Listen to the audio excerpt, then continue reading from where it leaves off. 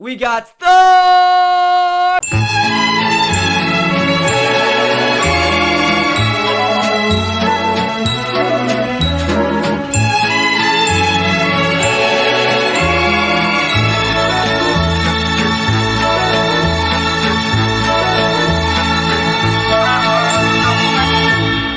Well, hello, ladies and gentlemen. Welcome back to It's Always Sunny in South Philadelphia, episode 15 of season number 2. I am your host, Riley Rich, although I'm with the blonde wig today, and we'll talk about this later. If you saw the intro and you understand the intro, you probably know why we're dressed up today. But today, we have a few series to cover. This is going to be possibly a very, very long episode. Might be reaching the last episode, near half an hour. We have 3 series to cover. We have the Cubs series right after the All-Star break. I didn't feel like making that a separate video, so we're jamming it in with this one. We have the Cubs series, the Braves series, and the Pirates series. So the series at home against the Cubs, series at home against the Braves series in Pittsburgh. We're going to try to do some trade deadline recap. If we don't get to it in this episode, then there definitely will be something later. And then, of course, you guys know the deal from there. Minor league stuff, and then Philly of the week. So, before we begin, follow and subscribe wherever you listen, whether it be Spotify, YouTube, Google Podcasts, Apple Podcasts. If you listen somewhere else, you probably know where you're listening. And if you want a shirt like this, you go to bonfire.com/store/IASSP-merch. So that being said, let's begin with a very, very tragic series at home against the Cubs. First game out of the All-Star break was a very slow-moving game. There was a bad fifth for the Phillies on the defense side. The Cubs kind of went station to station. They got the offense going, and the Phillies the offense just didn't really show up for this game, and they couldn't really recover. They went 0 for 7 with runners in scoring position. They had 16 runners left on. But the positive thing about this game, though, in my eyes, is that they didn't strike out a ton. Usually when we look back, I tell you guys all the time, if the Phillies lost, just scroll down in the box score for runners in scoring position, you'll find why.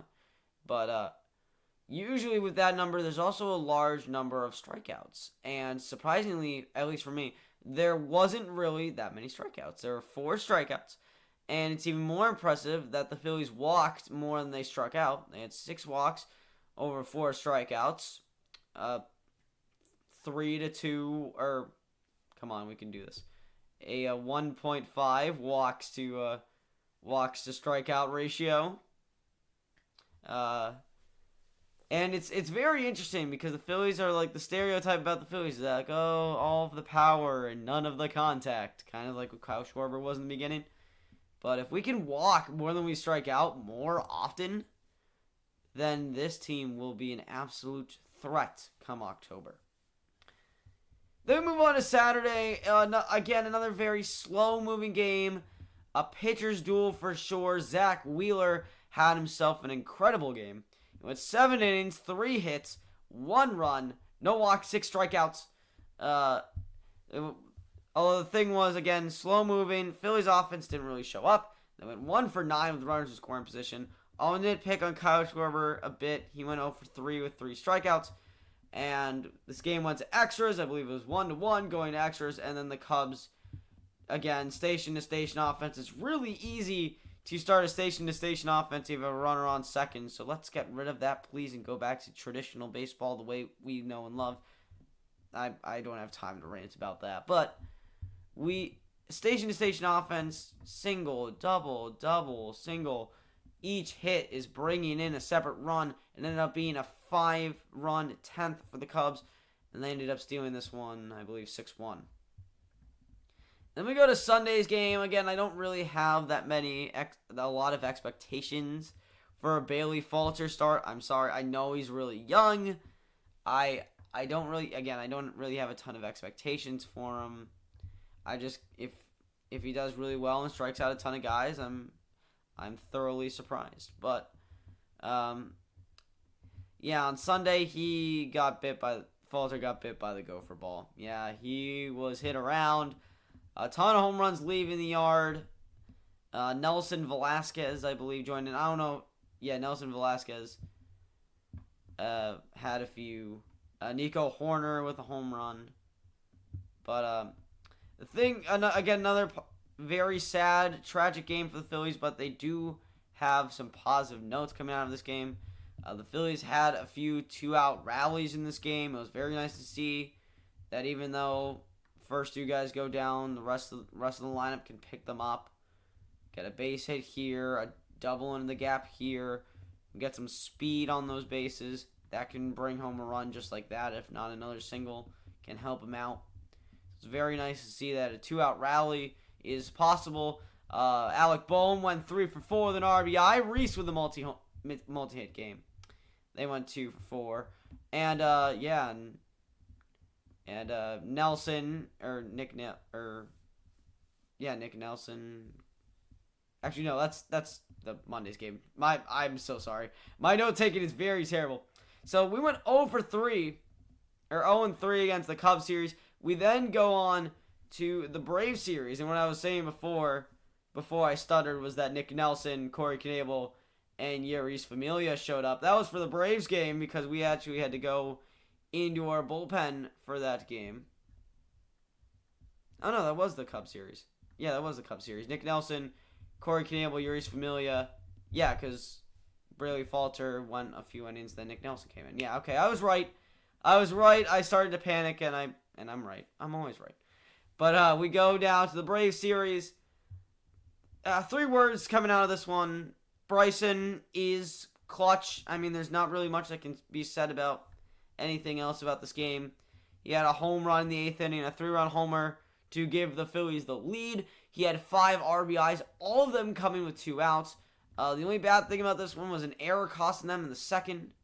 And that allowed the runs to score, and that's how the Braves got in front. But other than that, very, very solid game all the way around. 10 strikeouts for the team. Not really the greatest, but again, Bryson Stott makes up for it. They went 3 for 10 with runners in scoring position. And this time it was Connor Brogdon, Jose Alvarado, Andrew Bellotti, and Sir Anthony Dominguez holding strong in that bullpen. And then we go to Tuesday. It was an Aaron Nola start, and he got roughed up a bit, kind of like the Falter start. He got roughed up a bit.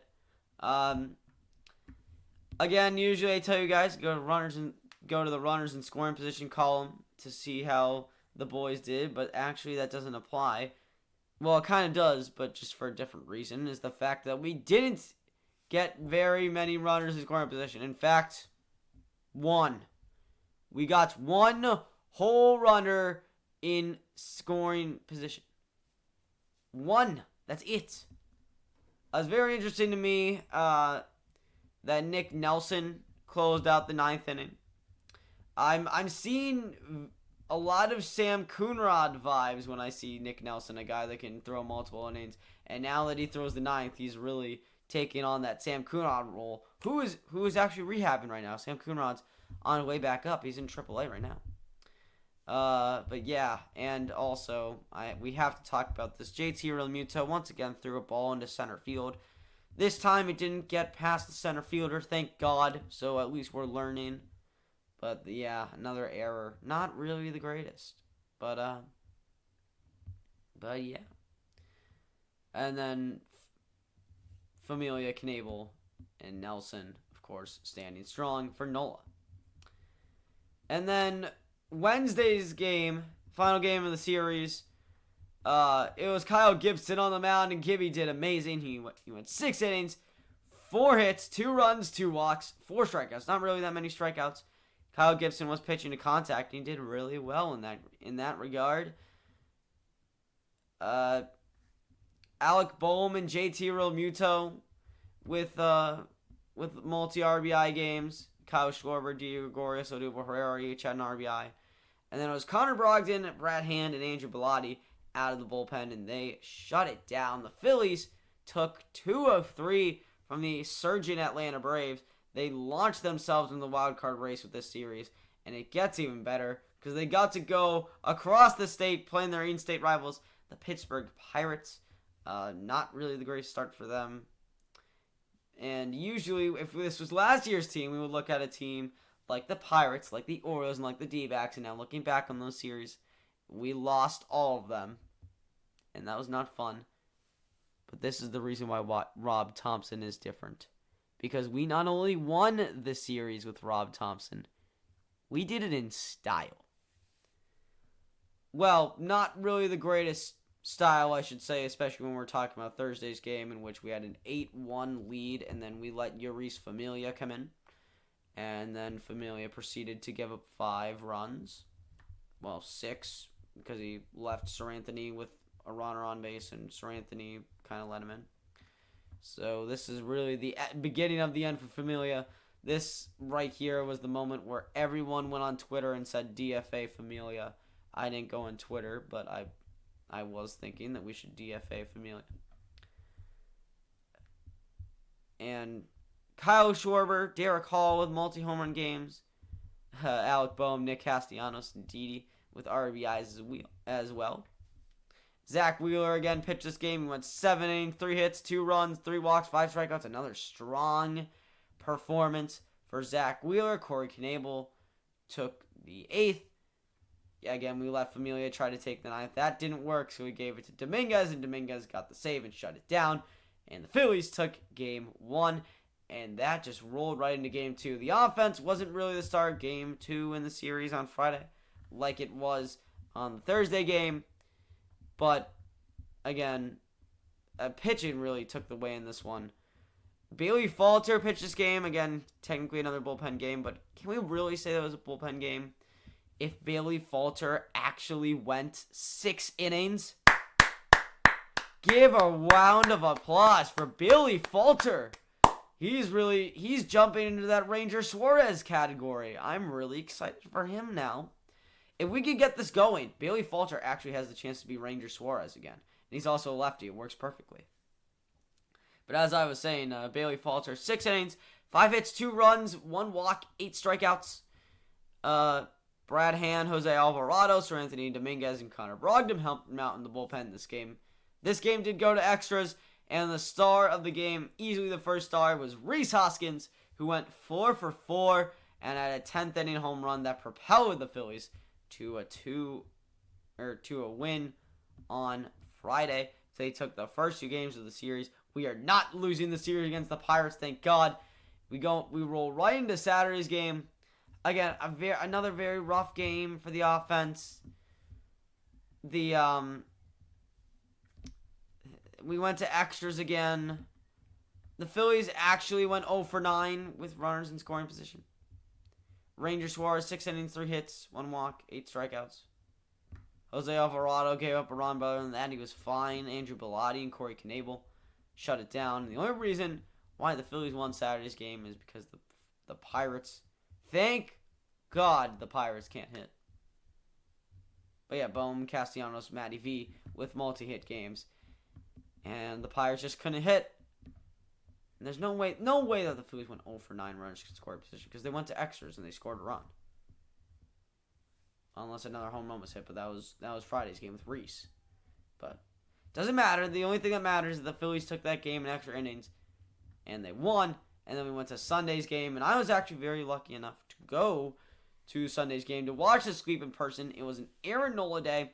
6 innings, 6 hits, 1 run, 1 walk, 8 strikeouts for him. The offense went station to station and took off early thanks to key hits by Alec Boehm and JT Realmuto. Mark Appel helped out in the bullpen. He threw 2 innings. Yoris Familia, I mean, he did start to give up hits, but then he saved himself.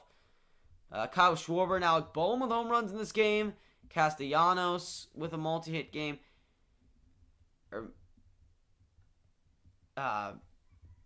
Castellanos went 4 for 5 in the game, really showing that he has potential to take off in August. Rhys and Didi were the only ones without RBIs in this game. That's how lethal the offense was. And the Phillies swept the Pirates. So 0-3 against the Cubs, 2-1 against the Braves, and 4-0 against the Pirates. So we're going to do minor league the minor league notes, and then we'll go to the trade deadline. We're kind of just bouncing around. Minor league baseball. We go to AAA, who has been absolutely surging right now. They're 55-45 right now, thanks to a series win, a short series against Scranton Wilkes-Barre, the Yankees affiliate, and a split in Durham against the Rays affiliate. Scott Kingery hit a home run in this game. Dalton Guthrie was up there in the top of the OPS category for the International League since the All-Star break, and Jonathan Hennigan with like a 0.19 whip or something like that was showing out for Lehigh Valley. Can't really say the same thing about AA. They went 0-3 against Somerset, again another Yankees affiliate, and then 1-5 at Erie, that is a Tigers affiliate. Salgazzo, Simone Mozziotti leading the way on offense. Griff McGarry got called up to AA, and he showed out there in his first few appearances. There's also someone else that got called up to AA, and we'll talk about him a bit later. That is Ben Brown, who's been doing really well at Class A. Speaking of Jersey Shore, they went 0-3 against the Mets affiliate, the Brooklyn Cyclones, and they had a game to make up, so it was actually a 7-game series at Wilmington. That's the Nationals affiliate, and the Blue Claws won that series 4-3. Rickson, Wingrove, and Baron Radcliffe leading the way on offense for Jersey Shore. And finally, we get to Clearwater. They went 2-1 against the Pirates affiliate, the Bradenton Marauders, and they got swept in a 6-game series. Like, seriously, how do you get swept in a 6-game series? Against the Blue Jays affiliate, Dunedin. McCarthy Tatum is back. He's on a bit of a rehab assignment. He was in Jersey Shore for a while. He's on a rehab assignment. He's been doing well. Cade Fergus came out of nowhere. Our 13th round pick this year out of George Washington University. He hit a home run and is now surging. He went 1-for-3 in his first game with Clearwater, and Jordan Fowler picking up the slack in the pitching department. And now, thank God we're rolling right through this. We can actually talk about the trade deadline, which is so exciting. First move was made on Saturday. The Phillies acquired Edmundo Sosa, a shortstop from the St. Louis Cardinals, in exchange for Jojo Romero. Very sad to see Romero leave.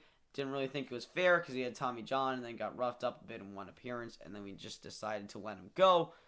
But there's a reason. You can easily see why we acquired Sosa. He's got 97th percentile of sprint speed, 85th percent outs above average. That was really the theme. It's a theme that we needed this trade deadline for our offensive players, was speed and defense, the two things we needed.